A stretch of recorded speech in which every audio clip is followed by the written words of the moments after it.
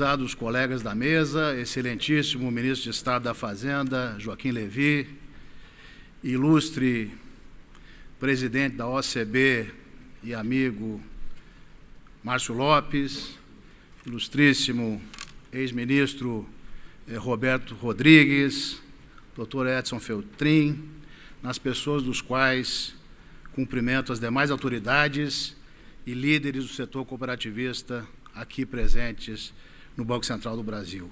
Excelentíssimo deputado Osmar Serraglio, presidente da Frente Parlamentar do Cooperativismo, na pessoa de quem saúdo o Poder Legislativo, prezado diretor de regulação, doutor Otávio Damaso, na pessoa de quem saúdo meus colegas de diretoria e os demais servidores do Banco Central do Brasil.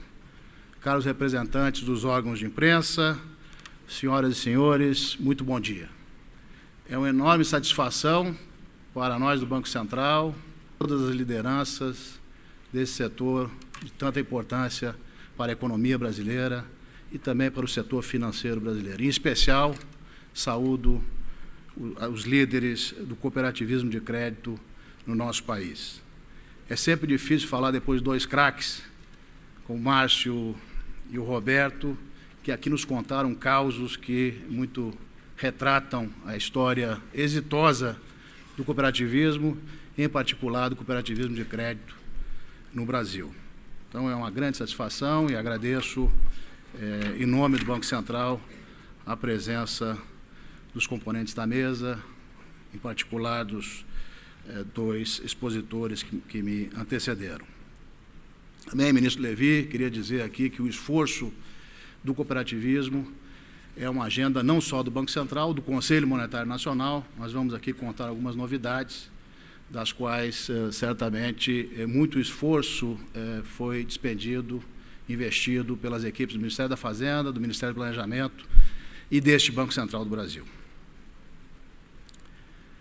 Entre tantos aspectos que distinguem o setor cooperativista de crédito no Brasil, alguns merecem ser reiteradamente destacados. O primeiro deles é o papel das cooperativas de crédito no processo de inclusão financeira, já falado anteriormente.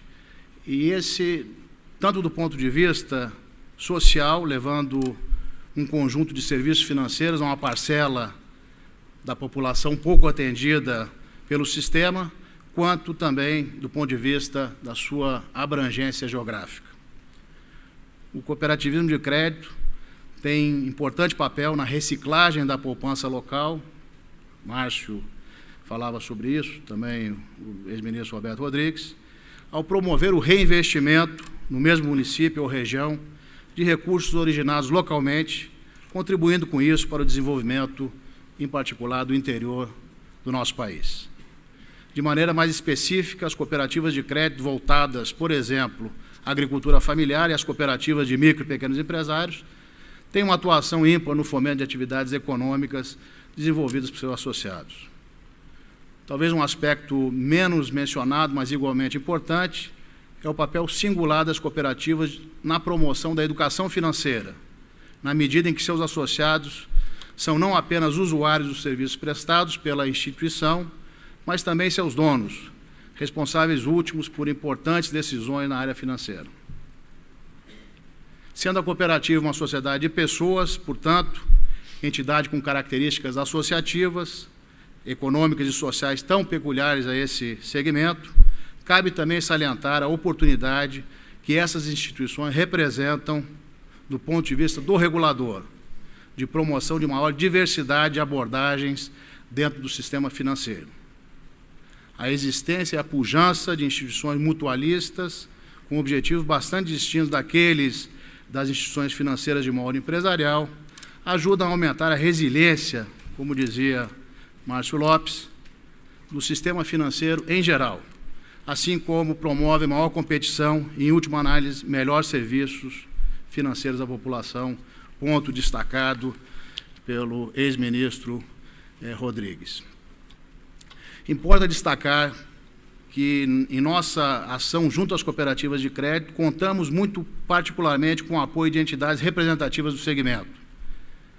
A Organização das Cooperativas Brasileiras, como representante do sistema cooperativista e seu trabalho consultivo, o SECO, sedimentaram ao longo do tempo um canal que permite acesso do Banco Central às principais demandas das instituições reguladas, assim como nos transmite os problemas enfrentados pelos seus associados. Esse é o principal fundamento do acordo de cooperação firmado em 2010 entre a OCB e este Banco Central, com o objetivo de fortalecer o cooperativismo de crédito e aprofundar o intercâmbio entre os dois entes que hoje teremos a satisfação, inclusive, de aditar para aprimorar ainda mais seu objeto e sua governança, como já destacava no início da nossa abertura o diretor Feltrin. Senhoras e senhores, feita essa introdução, que bem ilustra nosso particular interesse no desempenho das cooperativas de crédito, gostaria de fazer um rápido retrospecto do setor, relatando seu significativo desenvolvimento nos últimos anos, na visão do Banco Central do regulador. Podemos perceber essa evolução em termos quantitativos e também com relação ao aperfeiçoamento das práticas de gestão, melhor estruturação dos sistemas cooperativos, atualização tecnológica e de controles administrativos. Desenvolvimentos esses que ocorrem para e passo com o aperfeiçoamento do quadro normativo que rege o setor. Como todos sabem, o sistema cooperativista de crédito atualmente está constituído por 2 bancos cooperativos, 4 confederações, 35 cooperativas centrais e um pouco mais de 1.000 cooperativas singulares de crédito, quantidade que apresentou uma pequena redução nos últimos anos em decorrência de um saudável processo de consolidação e fortalecimento por meio de incorporações. De toda forma, o número de associados e o montante das operações do setor contam uma história de vigoroso crescimento, como evidencia o crescimento da quantidade de cooperados nos últimos 4 anos, de 4.200.000 no final de 2010 para 7,5 milhões no final de 2014, segundo as projeções do FGCOP, e que aqui o presidente da OCB confirmou nesta manhã. Nesse mesmo período, o patrimônio líquido, os ativos, os depósitos e as operações de crédito do setor cresceram entre 108% e 138%, enquanto o número total de sedes e pontos de atendimento superou a marca dos 5.300 postos espalhados por todo o país. Tal crescimento se assenta em bases sólidas de regulação e supervisão, firmemente fundadas na busca por um balanço equilibrado entre direitos, mas também mais obrigações dos entes regulados. Em certo sentido, o Banco Central, como já foi dito, é um promotor da evolução do sistema cooperativista de crédito, com a elaboração de normas que visam o ganho de escala e de escopo pelas cooperativas de crédito, sem prejuízo da filosofia cooperativista, que coloca em primeiro lugar as necessidades de seus associados e os coloca no topo da governança dessas instituições. Da mesma forma, temos uma preocupação particular com o adequado tratamento da heterogeneidade dentro do segmento, pois ao tempo em que há cooperativas pequenas, simples e incapazes de enfrentar altos custos de observância, também existem cooperativas e sistemas extremamente sofisticados, que nada ficam a dever aos bancos comerciais com os quais concorrem. Senhoras e senhores, hoje podemos dizer que estamos às portas de um novo ciclo de cooperativismo de crédito no Brasil. Para que possamos também fundamentar seu desenvolvimento em bases sólidas, é fundamental que olhemos para trás para entender os caminhos percorridos nos ciclos anteriores. Desde a edição da Lei Cooperativista em 1971, a primeira intervenção regulatória importante no âmbito do Banco Central e do Conselho Monetário Nacional foi a Resolução 1914 de 1992. Aqui a referência mais do que justa foi feita ao diretor Sérgio Darcy, que muito trabalhou ao longo desses anos nesse arcabouço regulatório que permitiu o desenvolvimento do setor. E naquela época, havia 2 categorias de cooperativas, as de economia e crédito mútuo e as cooperativas rurais, com uma lista muito restrita de possibilidades, o que não podia ser feito, como bem relatava o ex-ministro, com uma lista muito restrita de possibilidade de associação e de operações permitidas. Os próprios sistemas cooperativos estavam ainda em formação com uma organização muito aquém da que ostentam hoje, especialmente em termos da prestação de serviços às cooperativas singulares e do acompanhamento e supervisão de suas operações. Ao longo desse período, acompanhando e induzindo a evolução do segmento, houve uma série de aprimoramentos normativos no que diz respeito às atividades permitidas às cooperativas singulares, a organização vertical dos sistemas e, sobretudo, a ampliação do quadro social daquelas já existentes. Ao mesmo tempo, foram criadas e aprimoradas continuamente as regras prudenciais de maneira geral, aproximando paulatinamente a regulamentação do setor àquela aplicada aos bancos comerciais.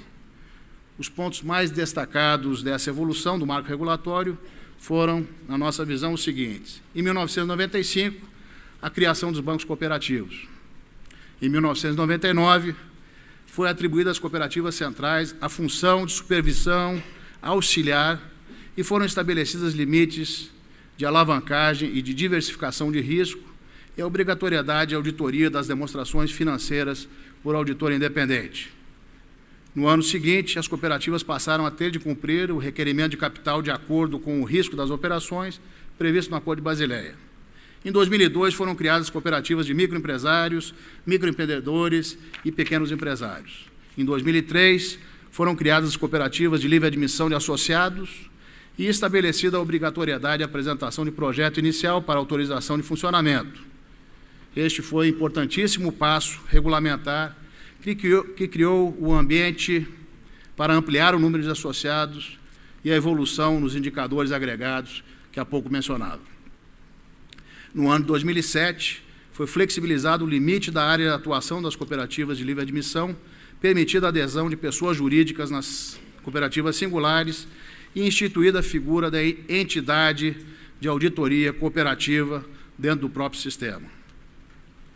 Podemos dizer que uma nova etapa foi iniciada com a edição da Lei Complementar 130 de 2009.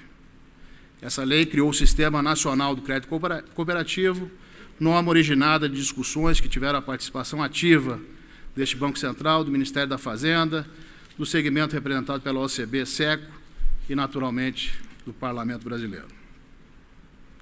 A Lei Complementar 130 foi importante em diversos aspectos, por exemplo, ao consagrar a competência do Conselho Monetário Nacional para dispor sobre a operação de cooperativas de crédito em quase todos os seus domínios, assim como reforçar as características essenciais dessa regulamentação, permitindo, no entanto, sua adaptação à evolução do próprio segmento.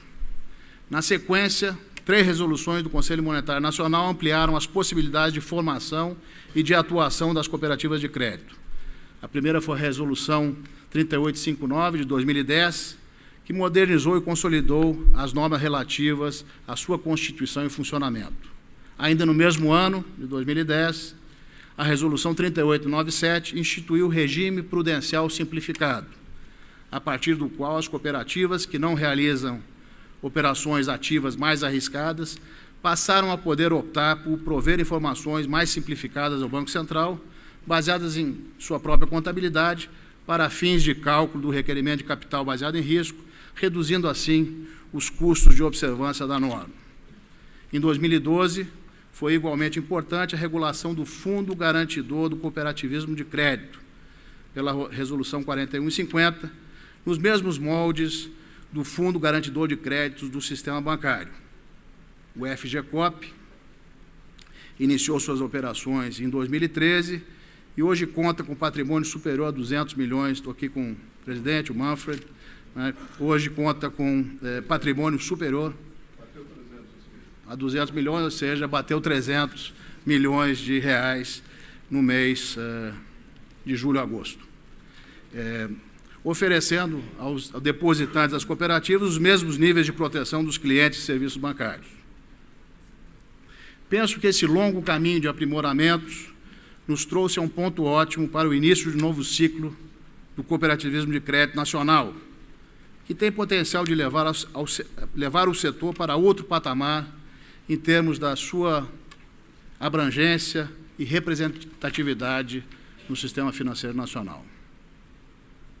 Como um primeiro importante passo dessa caminhada, tenho a satisfação de divulgar aqui, sob o controle também do presidente do Conselho Monetário Nacional, ministro da Fazenda, né, divulgar aqui uma resolução recentemente aprovada pelo Conselho, qual nós temos cópia já no sistema, a resolução número 4434, de 5 de agosto de 2015, né, que introduz uma nova forma de segmentação das cooperativas de crédito, que refletirá mais adequadamente o perfil de risco dessas instituições. Como todos sabemos, o Banco Central apresentou, em novembro do ano passado, uma consulta pública de número 47, sobre a norma que altera significativamente a forma de segmentação até hoje vigente entre as cooperativas de crédito. A alteração foi bem recebida pelo segmento e há boas razões para isso. A evolução histórica da regulamentação, que mencionava há pouco, acabou levando a uma segmentação complexa, que implicava um tratamento prudencial distinto para cooperativas que representavam, essencialmente, o mesmo grau de risco.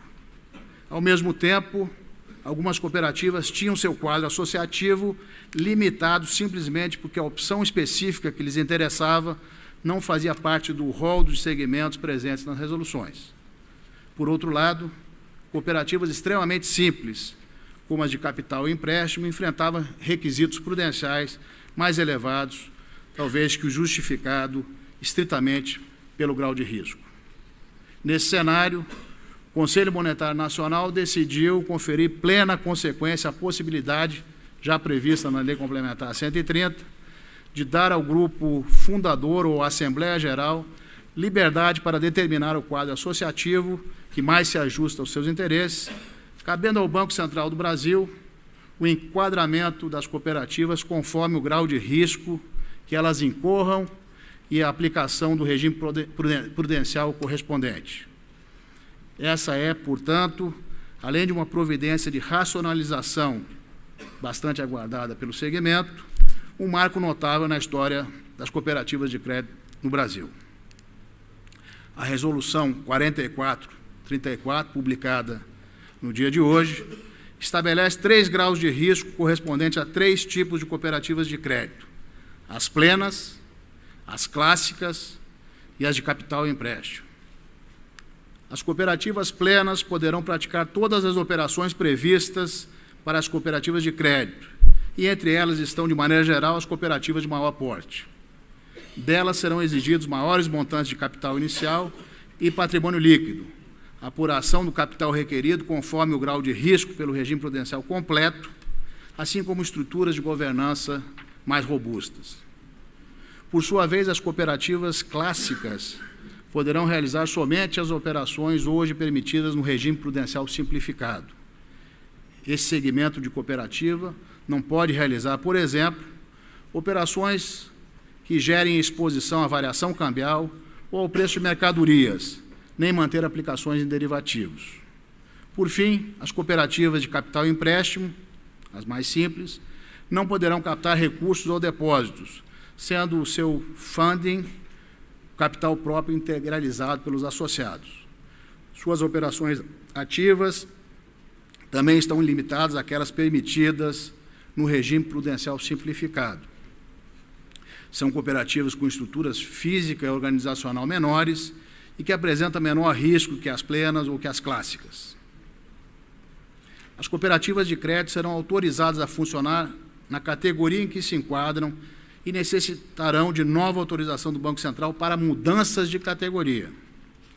Para isso, deverão demonstrar adequação de capital, patrimônio líquido, estrutura de governança, estruturas físicas e de controles internos exigidos para a categoria em que pretendem ingressar. Na nova segmentação, bem como o prazo decorrido desde a última revisão dos valores de capital inicial e limite de patrimônio mínimo para as cooperativas, exigiu uma reavaliação desses valores, de maneira a melhor refletir a escala mínima viável para a operação de cada tipo de cooperativa. No tocante aos procedimentos para a solicitação de autorização para a constituição e funcionamento, bem como para a aprovação de alterações estatutárias, foram incorporados procedimentos contidos na regulamentação que dispõe sobre a autorização para a constituição e funcionamento das demais instituições financeiras, a Resolução 4122 de 2012, com as necessárias adequações em função das especificidades do sistema cooperativista. Essa norma, por si só, já carrega no seu bojo poder suficiente para desencadear alterações importantes no setor, capaz de dar início a esse novo ciclo do cooperativismo de crédito. No entanto, a elas serão oportunamente agregadas as mudanças a serem trazidas pelas normas decorrentes das consultas públicas de número 46 e 48, ambas de 2014.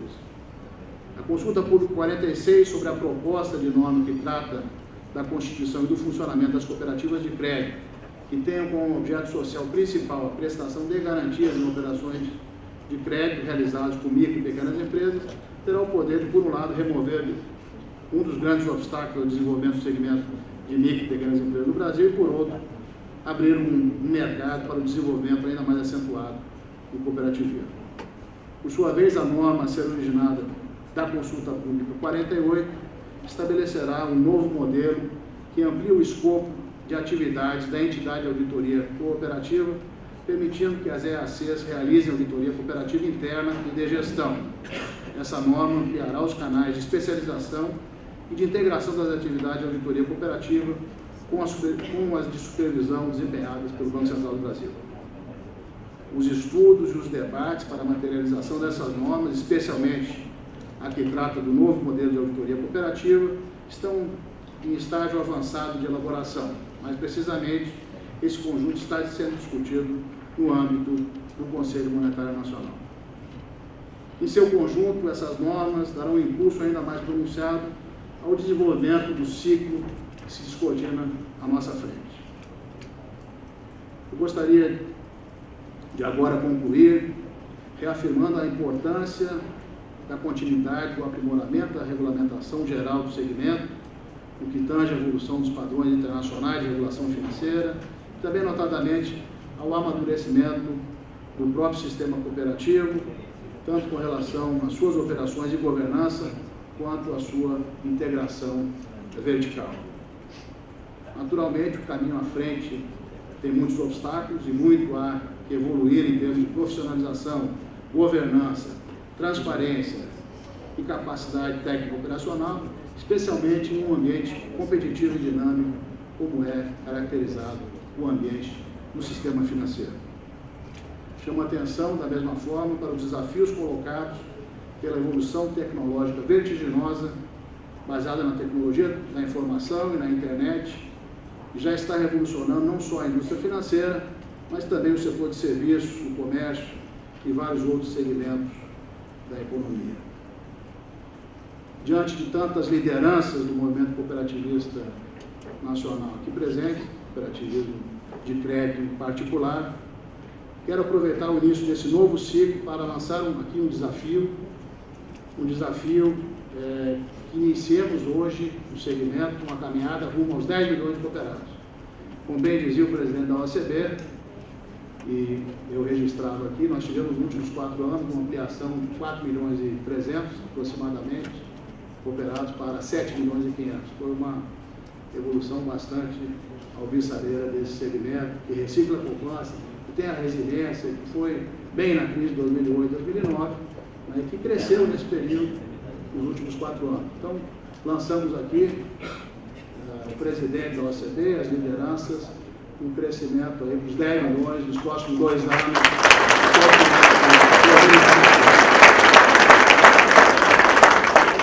Quero encerrar cumprimentando os colegas do mesmo, o ministro Levi, os nossos expositores, e dizendo que o nosso trabalho no Banco Central, em relação a todos os segmentos, mas em particular o segmento de crédito, sempre se pautou por esse equilíbrio entre mais direitos com mais obrigações. Então, acho que os passos que estão sendo dados neste momento refletem essa orientação.